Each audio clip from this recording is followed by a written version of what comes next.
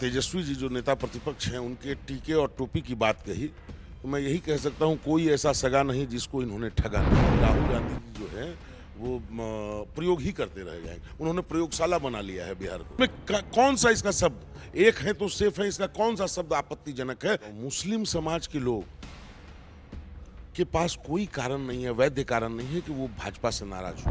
राजनीतिक विचारधारा जब संगठन की धारा पे हावी हो जाती है तो उसके निर्णय भी राजनीतिक होने लगते हैं।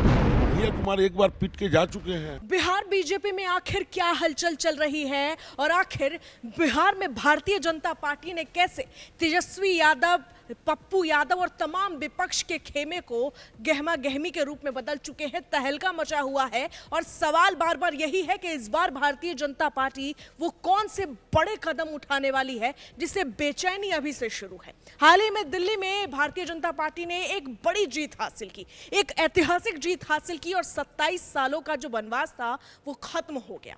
ऐसे में हमारे साथ जो मौजूद शख्सियत है उनके कंधे पर बिहार बीजेपी की बड़ी जिम्मेदारी है, जहां प्रधानमंत्री नरेंद्र मोदी और खुद केंद्रीय गृह मंत्री अमित शाह भरपूर भरोसा करते हैं। जेपी नड्डा का एक तरीके से कहिए कि नजर हमारे मेहमान के ऊपर जरूर रहती है और हमारे साथ जो शख्सियत हैं वो बिहार बीजेपी के उपाध्यक्ष संजय खंडेलिया जी हैं। उनका बहुत बहुत स्वागत है। बहुत बहुत पहला सवाल तो यही है कि बिहार में आपके ऊपर जो विपक्ष है वो काफी ज्यादा आक्रामक रहती ही है। खगड़िया से लेकर आपने पटना का जो रास्ता नापा, आप पे पहले से ही नजर है। जिस तरीके से आपने अपनी रणनीति से विपक्ष को एक तरीके से कहिए पछाड़ दिया, उसको लेकर सबसे पहले तो आप यही बता दीजिए कैसे किया आपने ये सब। देखिए, बहुत स्पष्ट है। विपक्ष जो है बिहार में, हमारे विपक्ष में जो दल है वो कोई राजनीतिक दल के ना स्वरूप में है ना उसके तरह कार्य करता है। वो मम्मी डैडी की पार्टी है। कौन मम्मी डैडी की पार्टी है? राष्ट्रीय जनता दल वो एक प्राइवेट लिमिटेड, एक परिवार की पार्टी है। यहाँ मम्मी डैडी, बउआ, दीदी, बहन, जीजाजी, मतलब इस तरह का स्वरूप है उनका। वो उनका माई समीकरण जो है वो माई समीकरण नहीं, वो माई समीकरण का अर्थ है MY, मतलब माई मतलब मेरा, मैं, मेरा परिवार, मेरा कुनबा। इससे ज़्यादा वो ना सोच पाते हैं ना इससे बाहर वो निकल पाते हैं। तो जिस आम और आवाम को मूर्ख बना के उन लोगों ने इतने वर्षों तक शासन किया, वो सब लोग उनकी कलई खुल चुकी है, जान चुके हैं। उनका नैरेटिव कैसे सेट करते हैं, वो उनका एजेंडा क्या है, उन सबको बहुत क्लियर है, बहुत स्पष्ट है।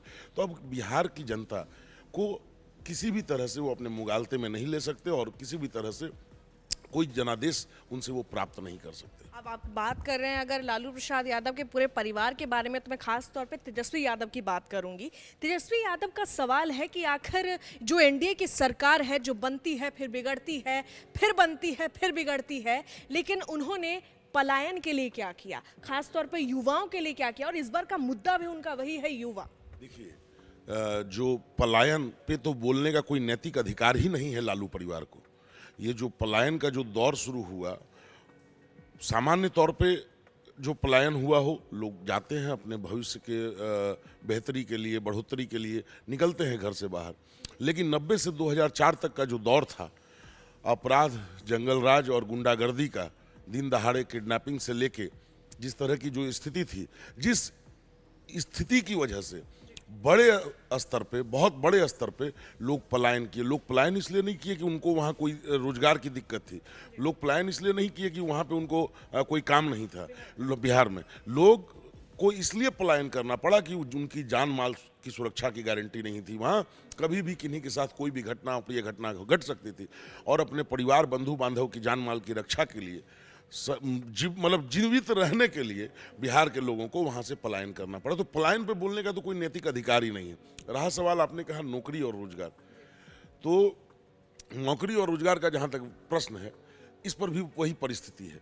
लालू परिवार ने कभी जो है नौकरी देने का काम नहीं किया, उन्होंने जमीन लेने का काम किया। जी जी जी, उन्होंने जब नौकरी की कभी बात अगर आएगी तो उससे पहले उन्होंने देना नहीं सीखा है, उन्होंने लेना सीखा है। पहले जिन लोगों को नौकरी दी गई, उनसे जमीन लिखवाई गई। आज सारे मामले कोर्ट में चल रहे हैं, न्यायालय में चल रहे हैं और सारा कुछ स्पष्ट है बिहार की जनता को। उनके आज जो आप तेजस्वी जी की बात कर रही हैं, उनके माताजी पिताजी ने 15 साल बिहार पे शासन किया है और उस 15 साल में बिहार को क्या दिया है वो बहुत स्पष्ट है कि जिस तरह से वो बिहार को कहाँ ले गए, ये समझने वाली बात है। आज हमारे यहाँ हमारे एनडीए के मुख्यमंत्री के तौर पे सम्राट जी हैं, नीतीश कुमार जी हैं, उप मुख्यमंत्री सम्राट चौधरी जी हैं। आज आप समझ रहे हैं कि आज कहाँ उन्होंने बिहार को छोड़ा था। आज बिहार का बजट 13 गुना होके इस बार आया है।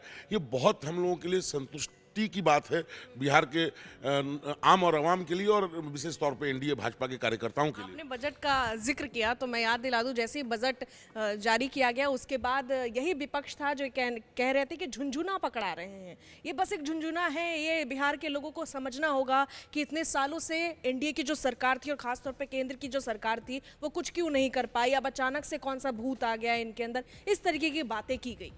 देखिए, कुछ तो लोग कहेंगे, लोगों का काम है कहना। विपक्ष में है तो विपक्ष में रचनात्मक भूमिका निभाने की ना उनको आदत है, ना उनकी प्रवृत्ति है, तो इसी तरह की बात वो करेंगे। लेकिन बिहार की आम और आवाम और जनता समझ रही है कि किस तरह से इस बजट में एक एक सेक्शन की चिंता की गई है। जितनी चिंता एक तरह से आधी आबादी महिलाओं की चिंता की गई है, उसी तरफ दूसरे तरफ जो हमारे कृषक लोग हैं, जो हमारे सब्जी फल उपजाने वाले लोग हैं, उनकी चिंता की गई।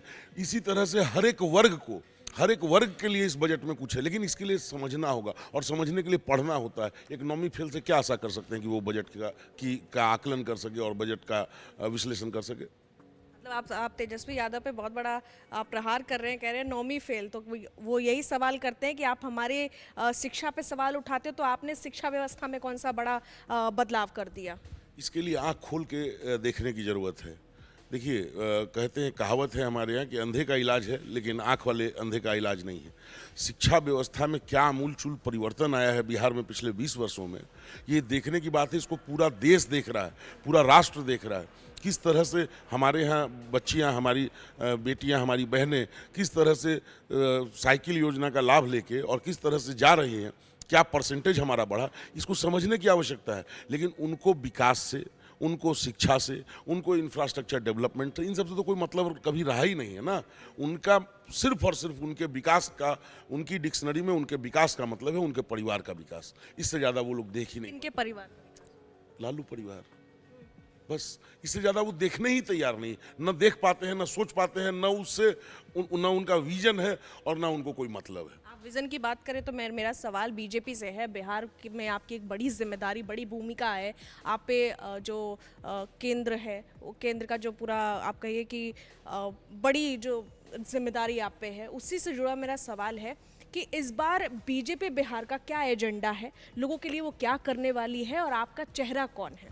देखिए, बहुत स्पष्ट है कि बिहार बीजेपी का कोई अलग से एजेंडा नहीं होता। जो बीजेपी का एजेंडा है वो विकास, विकास और विकास, डेवलपमेंट ही सबसे बड़ा एजेंडा है। और बिहार का विकास, बिहार का उत्तरोत्तर किस तरह से सर्वांगीण विकास, बिहार में किस तरह से महिलाओं को, हमारे किसान भाइयों को, किस तरह से युवाओं को, मतलब सारे सेक्शन को किस तरह से उनका उत्तरोत्तर विकास हो, उनकी भूमिका बढ़े, उनका जीवन स्तर उठे, इन सारी चीज़ों की चिंता वहाँ जो एनडीए की हमारी सरकार है, आदरणीय नीतीश कुमार जी के नेतृत्व में जो काम चल रहा है, उसके वो बहुत बेहतर, मतलब आम और आवाम इतना संतुष्ट। अभी आपने देखा होगा, पीछे हमारे यहाँ उपचुनाव हुए थे, 100% स्ट्राइक रेट रहा। तो ये बहुत स्पष्ट है, कहीं कोई कंफ्यूजन नहीं है। और अब कोई थोथली दलील देने से काम नहीं चलने वाला। किसी भी स्तर पे लोगों ने एक बार विकास का स्वाद चख लिया है और उनको पूर्ण विश्वास है बिहार की आम और आवाम को, आम जनता को, कि मोदी जी के नेतृत्व में और नीतीश जी के नेतृत्व में ही बिहार का विकास संभव है। मोदी की गारंटी, विकास की जो गारंटी है, मोदी नाम जो है वो पर्याय हो गया है आदरणीय मोदी जी का, कि अगर उन्होंने कुछ कह दिया तो वो गारंटी है कि वो होगा, और वो हो रहा है। मोदी की गारंटी का जिक्र कर दिया आपने ये भी बता दिया कि बिहार बीजेपी वही करती है जो बीजेपी डिसाइड करती है, कहीं से भी कोई अलग तरीके से कोई आप लोगों ने कुछ नहीं किया। लेकिन अब इससे जुड़ा एक और मेरा सवाल है, आपने एनडीए की बात की, आप लगातार जिक्र कर रहे हैं, मोदी जी का अगर जिक्र कर रहे हैं तो नीतीश जी का भी जिक्र कर रहे हैं, एनडीए की बात करते हैं हम। चिराग पासवान का थोड़ा रुख इस बार सवालिया निशान पे हैं। जैसे ही केंद्र में उनको कैबिनेट में मंत्री बनाया गया, उसके बाद उनका थोड़ा अलग रुख है। ऐसा बिल्कुल नहीं है। चिराग जी ने समय समय पे, एक्चुअली क्या है कि जो विपक्ष में लोग हैं हताश निराश लोगों की जो है एक टोली जो है विपक्ष में, वो इस तरह के मुद्दे तलाशती रहती है। चिराग जी ने बड़ा स्पष्ट तौर पे समय समय पे कहा है कि वो मोदी जी राम हैं और वो हनुमान हैं। रहा सवाल कि कहीं किसी घटना पे प्रतिक्रिया, तो अगर कोई घटना घटी है तो निश्चित तौर पे वो निंदनीय है और उस पर कार्रवाई होनी चाहिए। बिहार की सरकार, बिहार में जो एनडीए की सरकार है, वो इस बात को गारंटी करती है, वो भी गारंटी करती है इस बात को कि अगर कोई अपराध करेगा तो वो बचेगा नहीं, उसके ऊपर निश्चित तौर पे कार्रवाई होगी और कार्रवाई हो रही है और कार्रवाई दिख रही है। कुछ एक विशेष लोगों के समूह को प्रभोग करके कि सरकार की बदल, मेरा आप खुलकर कह सकते मेरा स्पष्ट आरोप है कि दल विशेष के इशारे पे प्रभोग करके कुछ इस तरह की घटनाएं कराई जाती है ताकि बिहार बदनाम हो सके।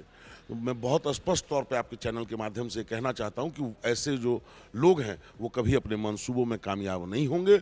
बिहार जो है वो धरती है जहां से बड़े बड़े आंदोलन से लेके और सारी चीज़ों ने जहाँ से जन्म लिया है और शुरुआत जहाँ से हुई है, तो वहाँ ये सब नापाक इरादे कहीं से उनके सफल होने वाले नहीं हैं। और जो अपराध करेगा तो उसको या तो जेल जाना होगा हमारे उप मुख्यमंत्री जी की शब्दावली में, या फिर कहीं और जाना होगा। उनके लिए कोई जगह और कोई गुंजाइश बिहार में नहीं। अब सवाल मेरा, जैसे आप नीतीश कुमार और सम्राट चौधरी जी का ले रहे हैं, तो अब मेरा ये भी सवाल होगा कि अभी आने वाले वक्त में आप क्योंकि कह रहे हैं कि हमारा कोई चेहरा नहीं है, सब एक है, तो लोग कह रहे हैं कि कहीं नीतीश कुमार को ही तो मुख्यमंत्री वापस नहीं बनाएंगे अगर इस तरीके से आप लोग जीतते हैं, एनडीए का बनते हैं तो। देखिए, बहुत स्पष्ट है कि राष्ट्रीय स्तर पे हमारे सबसे बड़ा चेहरा हमारे देश के यशस्वी प्रधानमंत्री नरेंद्र मोदी जी हैं और बिहार में जो एनडीए काम कर रहा है वो आदरणीय नीतीश कुमार जी के नेतृत्व में कर रहा है। वो हमारे स्वाभाविक सहयोगी है। हम लोग लगभग 30-31 वर्ष से साथ में काम कर रहे हैं। बीच में छोटा मोटा कुछ कुछ होता है, वो हर परिवार में होती है, तो अगर उसको छोड़ दें तो हम लोग लगभग 30 वर्ष से लगातार साथ में काम कर रहे हैं। तो उसमें बहुत स्पष्ट, कहीं कोई कन्फ्यूजन का कोई विषय ही नहीं है। मैं माफ़ी चाहूँगी, लेकिन कई लोग ऐसे हैं जो भारतीय जनता पार्टी से उम्मीद लगा के रखे हैं और कई बार ये कहते हैं कि अरे भाई हो गया, नीतीश बाबू को कितनी बार आप पद पे बिठाइएगा और कितनी बार भरोसा जताइएगा, क्योंकि उनकी कुछ हरकतें भी सवालों के घेरे में रहती हैं। कभी राष्ट्रगान में खड़े हो जाते हैं जिसको लेकर विपक्ष हमला भर रहा है, और कई दफ़ा ऐसा देखा भी गया है कि नीतीश कुमार कुछ ऐसी हरकत करते, चाहे वो सदन में हो चाहे वो बाहर में हो। तो आपके जो भारतीय जनता पार्टी को भरोसा करने वाले लोग हैं, उनकी कुछ उम्मीदें आपसे हैं कि अपना भी कुछ चेहरा बताइए। कई बार आप नीतीश कुमार का हो चुका, आप थोड़ा कुछ अलग कीजिए। देखिए, मैंने कहा ना कि बहुत स्पष्ट है, चीज़ों का अपने अपने तरीके से समय समय पे मूल्यांकन करते हैं, अपने अपने तरीके से उसको देखते हैं, अपना अपना नज़रिया होता है। नीतीश कुमार जी ने बिहार के विकास में एक बड़ी लकीर खींची है, इस बात से कोई भी इनकार नहीं कर सकता। जो विपक्ष के लोग भी हैं वो ऑन कैमरा ऑन माइक क्या बोलेंगे अलग बात है, लेकिन व्यक्तिगत तौर पे जब उनसे पूछिएगा कि 2005 में नीतीश कुमार जी के नेतृत्व में एनडीए को जो बिहार मिला वो कैसा बिहार मिला था, पंखुड़ी पंखुड़ी नोच के लहूलुहान छत विक्षत बिहार मिला था उनको, विकास के मामले में जीरो पे नहीं माइनस में मिला था। उसको नीतीश कुमार जी के नेतृत्व में एनडीए की सरकार ने, भाजपा और तमाम जो हमारे एलाइज थे उनकी सरकार ने मिलके उस बिहार को जहां आज ला के खड़ा किया, वो नीतीश कुमार जी की देन है। तो नीतीश कुमार जी के योगदान को बिहार के विकास में इनकार नहीं किया जा सकता, उसकी संभावना पे कोई प्रश्न चिन्ह नहीं लगाया जा सकता। तेजस्वी यादव कभी टीका लगाकर दिखते हैं तो कभी इफ्तार पार्टी करते नजर आते हैं, और इफ्तार पे इस बार बहुत मामला गड़बड़ हो गया है। अभी नीतीश कुमार ने हाल ही में इफ्तार कल किया है और उस पर सवाल उठा कि वहाँ पे मुस्लिम संगठनों ने उनका बहिष्कार किया क्योंकि वक्फ बोर्ड पर नीतीश कुमार का जो रुख रहा है, उस पर आप क्या कहेंगे? देखिए, जहाँ तक आपने तेजस्वी जी जो नेता प्रतिपक्ष हैं उनके टीके और टोपी की बात कही, तो मैं यही कह सकता हूँ कोई ऐसा सगा नहीं जिसको इन्होंने ठगा नहीं। न ये टीके के साथ हैं और न ये टोपी के साथ हैं। जिस तरह से टोपी लगा के नकली धर्मनिरपेक्षता का आवरण ओढ़ के जिस तरह से इस परिवार ने बिहार में हमारे जो अल्पसंख्यक भाई हैं उनका जिस तरह से शोषण किया है, उनको जिस तरह से एक वोट बैंक के रूप में उपयोग किया है, उनको तरह तरह की भ्रांति फैला के उनका वोट का लाभ लिया, उनके चुनाव में एक मुश्त वोट लिया, और जिस तरह से उनकी कम्युनिटी के जो नेता हैं इनके दल में उनको हाशिए पे रखा, तो ये बहुत स्पष्ट है। और ये पूरी बिहार के लोग जो है इस बात को समझते भी हैं, देखते भी हैं। आज अब्दुल बारी सिद्दीकी जी सीनियर लीडर हैं इनके यहाँ, लेकिन उनको किस हाल में रखा गया है वो अस्पष्ट है, सब आप लोग भी देख रहे हैं। तो ये किसी के सगे नहीं है। मैंने कहा कि इनका एकमात्र एजेंडा है, इनका एजेंडा परिवार से शुरू होता है और परिवार पर समाप्त होता है।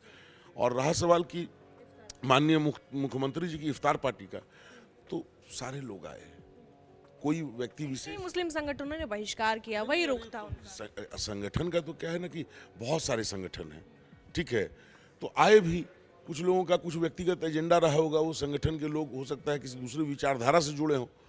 तो राजनीतिक विचारधारा जब संगठन की धारा पे हावी हो जाती है तो उसके निर्णय भी राजनीतिक होने लगते हैं। तो मैं समझता हूँ कि यही होगा कि वो राजनीतिक तौर पे कहीं और से कनेक्ट होंगे, इसलिए